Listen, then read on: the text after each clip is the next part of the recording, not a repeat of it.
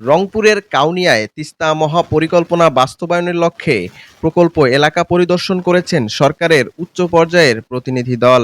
আজ ১৯শে জুন বিকেলে পানি সম্পদ মন্ত্রী শহীদ উদ্দিন চৌধুরী অ্যানি, প্রতিমন্ত্রী ফরহাদ হোসেন আজাদ এবং দুর্যোগ ব্যবস্থাপনা ও ত্রাণ মন্ত্রী আসাদুল হাবিব দুলুসহ বিএনপির কেন্দ্রীয় ও স্থানীয় নেতৃবৃন্দ এই পরিদর্শনে অংশ নেন। দেশের বাইরে থেকেও আমরা অ্যাসেসমেন্ট নিয়ে আসবো, তারা যাচাই বাছাই করে ইতিমধ্যেই আমরা বলে দিয়েছি 1 মাসের মধ্যে আমাদেরকে রিপোর্ট দিতে হবে এবং পরবর্তীতে মাননীয় প্রধানমন্ত্রীর নেতৃত্বে অল্প সময়ের ভিতরে ইনশাল্লাহ আমরা একনেকের মাধ্যমে এই যে তিস্তা মহাপরিকল্পনায় যত টাকা লাগে সেটা বরাদ্দ করে এটার বাস্তবায়নের কাজ শুরু করব।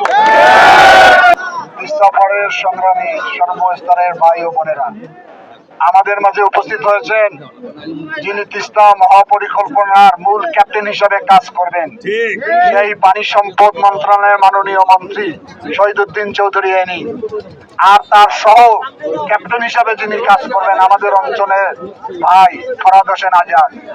উপস্থিত রয়েছেন টেকনিক্যাল কমিটির সকল সদস্য, প্রায় 22 জন বিশেষজ্ঞ এসেছেন ওনার সফরসঙ্গী হিসাবে। কারণটা কি? কারণটা আমরা দীর্ঘদিন আন্দোলন করেছি তিস্তার মহাপরিকল্পনার দাবিতে। এই তিস্তা এক সময় আমাদের মায়ের মতো ছিল, সেই তিস্তা এখন ক্ষত বিক্ষত হয়েছে। তিস্তা পাড়ের মানুষ, শুকনো মৌসুমে কোনো পানি থাকে না, বর্ষাকালে অতর্কিত পানির কারণে 2 কুল ছাপিয়ে জমি জিরাত মানুষের সব ভেসে যায়। দীর্ঘদিনের এই তিস্তা পাড়ের কান্নাকে আমাদের প্রিয় নেতা বর্তমান প্রধানমন্ত্রী মাননীয় প্রধানমন্ত্রী জনাব তারেক রহমান, নিশ্চয়ই আপনাদের মনে আছে, এই আন্দোলনে উনি শরীক হয়েছিলেন আমাদের সঙ্গে। উনি বলেছিলেন বিএনপি যদি ম্যান্ডেট পায় তাহলে আমি তিস্তাকে অগ্রাধিকার ভিত্তিতে বাস্তবায়ন করব। একটু আগে আজাদ ভাই বলেছেন যে এটার কিছু সমীক্ষার কাজ বাকি রয়েছে। শুধু একটা পরিকল্পনা, একটা প্রকল্প বাস্তবায়ন করলে তো হবে না, সেটার কার্যকারিতা থাকতে হবে।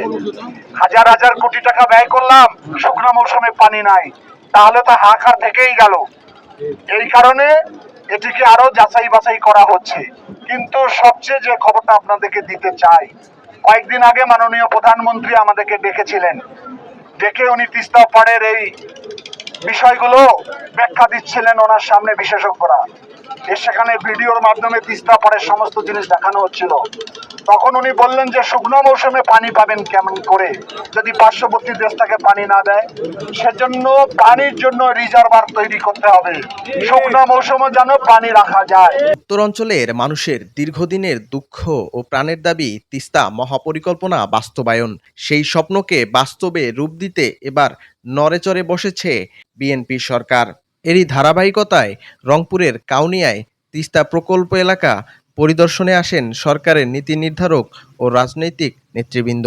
আমি ওনাদের 2 জনকে আন্তরিকভাবে মোবারকবাদ জানাই। এই নেতৃত্বটা ওনারা এখনো দিয়েছে। একটা সৌভাগ্য যে ফরহাদ হোসেন আজাদ পানি তাহলে এই যে প্রকল্পটা বাস্তবায়ন হওয়ার ক্ষেত্রে তার যে আগ্রহ, তার এই আগ্রহটা আর একটু বেড়ে গেছে না, দায়িত্বটা বেড়ে গেছে না, সুতরাং আমরা আশাবাদী। এর মধ্যে আমি আছি এই কারণে, আমি দীর্ঘদিন ছাত্র রাজনীতি করেছিলাম। ছাত্র রাজনীতি করতে গিয়ে সাইফুলকে পেয়েছি, শামসুজ্জামান সামনে পেয়েছি, এই এলাকার অনেককে পেয়েছি। আমি 91, 92, 93 সাল থেকে এই সমস্ত এলাকায়, এমন কোনো জেলা নাই, এমন কোনো প্রায় থানা নাই যেখানে আমি না গিয়েছি।